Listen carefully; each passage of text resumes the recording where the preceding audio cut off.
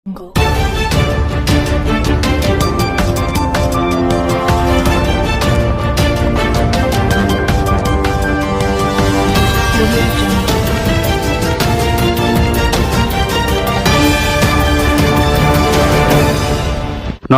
મિત્રો, હવામાન ગુજરાત યુટ્યુબ ચેનલમાં આપ સૌ મિત્રોનું સ્વાગત છે। આજે તારીખ 22 ઓક્ટોબર 2023 આજના સવારના મહત્વના 7:30 વાગ્યાના લાઈવ હવામાન સમાચાર જાણીશું। અત્યારે વાવાઝોડું તેજ ક્યાં પહોંચી ગયું છે, તેની પવનની ઝડપ કેટલી છે, ગુજરાત ઉપર કેટલો ભય ફેલાયેલો છે, કેટલું ભય સૂચક સિગ્નલ લગાવવામાં આવેલું છે, તેમજ ગુજરાત માટે ટકરાવવાની શક્યતાઓ કેટલી છે, ગુજરાત તરફ આવવાની સંભાવના કેટલી છે, સંપૂર્ણ અપડેટ મેળવીશું। ચેનલમાં નવા હોય તો સબસ્ક્રાઇબ કરી લેજો।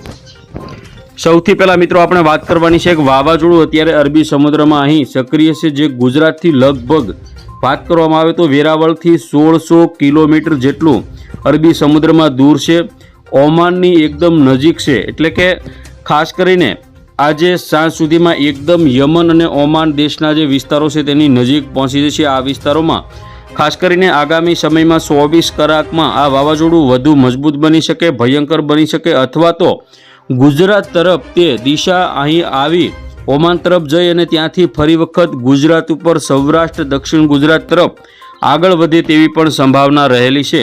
તો ખાસ કરીને જોઈએ વાવાઝોડાનો ટ્રેક તો અત્યારે સવારના 8-9 વાગ્યાના સમયગાળા પછી વાવાઝોડું ધીમે ધીમે આગળ વધશે અને ઓમાન તરફ હવે જવાની પણ શક્યતાઓ અત્યારે મોડલો દર્શાવી રહ્યા છે, કારણ કે ધીમે ધીમે ઓમાન યમન દેશની બોર્ડર નજીકથી પસાર થશે અને આ જે બધા વિસ્તારો છે તેમાં ભારે તબાહી, ભારે પવન ફૂંકાઈ શકે છે। જોઈએ આજે રાત્રિના સમયની પવનની ઝડપ ખાસ કરીને સાંજના 5-6 વાગ્યાના સમયગાળા પછી 95 કિલોમીટર પ્રતિ કલાક કરતાં પણ વધારે પવનની ઝડપ જોવા મળશે।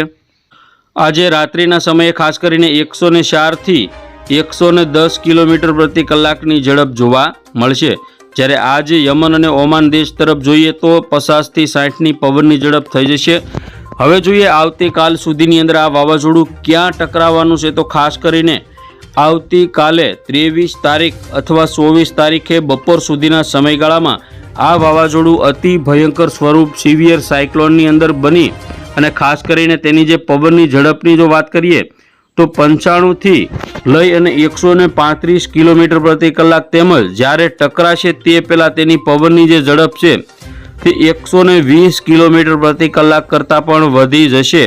જ્યારે આ વાવાઝોડું સલાલાહ નજીક ટકરાશે, ખાસ કરીને 24 તારીખે જોઈએ તો સવારના 9 વાગ્યા પછી આ વાવાઝોડું ટકરાઈ શકે છે અને ટકરાયા પહેલાં અહીંથી જ આ વાવાઝોડું જો દિશાની અંદર પરિવર્તન કરે તો ગુજરાત તરફ આગળ વધી શકે, અથવા ગુજરાતની નજીક બનેલું છે એન્ટી સાયક્લોન, તેના કારણે વાવાઝોડું ફરી વખત પોતાના માર્ગે રિટર્ન થઈ અને અહીં આવી અને ફરી વખત નબળું પડે તેવી પણ શક્યતાઓ ગણી શકાય।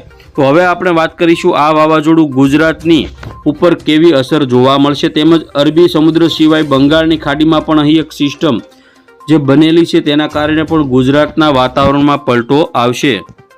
હવે જોઈએ આપણે ખાસ કરીને આજથી ગુજરાતના વાતાવરણમાં પલટો આવી શકે, કારણ કે સૌરાષ્ટ્ર, ઉત્તર ગુજરાત અને દક્ષિણ ગુજરાતના વિસ્તારોમાં વાદળા જોવા મળશે। તમે જોઈ શકો છો અહીં પોરબંદર હોય, જામનગર, રાજકોટ, જૂનાગઢ, ગીર સોમનાથ, અમરેલી, ભાવનગર, સુરત, વલસાડ, તાપી, ડાંગ, દાહોદ આજુબાજુના વિસ્તારો, તેમજ બનાસકાંઠા, સાબરકાંઠા, અરવલ્લી, પાટણ, કચ્છ આ બધા વિસ્તારોમાં ભારે કાળા ડિબાંગ વાદળા જોવા મળશે, કારણ કે આગામી સમયમાં જે આ બંગાળની ખાડીની જે સિસ્ટમ છે તેમજ અરબી સમુદ્રની સિસ્ટમ અને ગુજરાત ઉપર વેસ્ટર્ન ડિસ્ટર્બન્સ પશ્ચિમી વિક્ષોભના કારણે ગુજરાતના વાતાવરણમાં અચાનક પલટો આવી શકે છે, પરંતુ વરસાદની હજુ આગાહી નથી।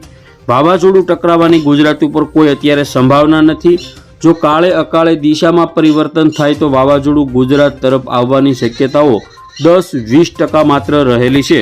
તો ખેડૂત મિત્રો, આ હતા અત્યારના સવારના 7:30 વાગ્યાના લાઈવ હવામાન સમાચાર। ફરી વખત મળીશું નવી અપડેટમાં। જોતા રહેજો હવામાન ગુજરાત।